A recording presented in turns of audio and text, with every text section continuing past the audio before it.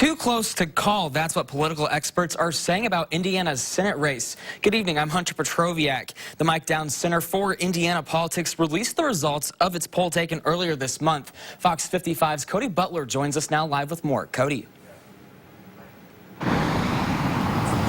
Hunter, this race has many people coming out here to the Rousseau Center downtown voting early. The elections director tells me tonight that early voting turnout looks more like a presidential year instead of a midterm election. And now political experts are saying every vote will count when a race is too close to call. Third Senate race in a row. We've been a focal point for Senate races.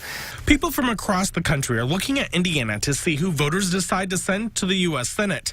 That's because Democratic incumbent Joe Donnelly is running in a state President Donald Trump won 2 years ago. It's at a time when Republicans are doing quite well here. So he knew he was in for quite the battle. And that battle is an expensive one. Director of the Mike Downs Center for Indiana Politics, Andy Downs, is expecting the election to be up in the $600 million range.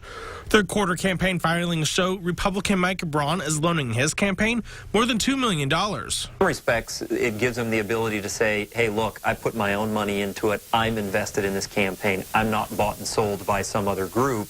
The poll done after Justice Brett Kavanaugh was sworn into the U.S. Supreme Court shows Donnelly in a slight lead over Braun with 41% and 40% respectively. Downs says the battle is now for the 11% of voters undecided or the 8% considering Libertarian candidate Lucy Brenton. A lot of folks who last week said, yes, I'm voting for Lucy Brenton, when they get to the polls, they might actually change their mind. They might get there and think, you know what, I like her position on issues, but this race is really close. In a statement, Senator Joe Donnelly's campaign says they don't need polls to show Donnelly's message of hard work, bipartisanship, and Hoosiers' common sense is hitting home with voters. Mike Braun's campaign didn't respond to our request.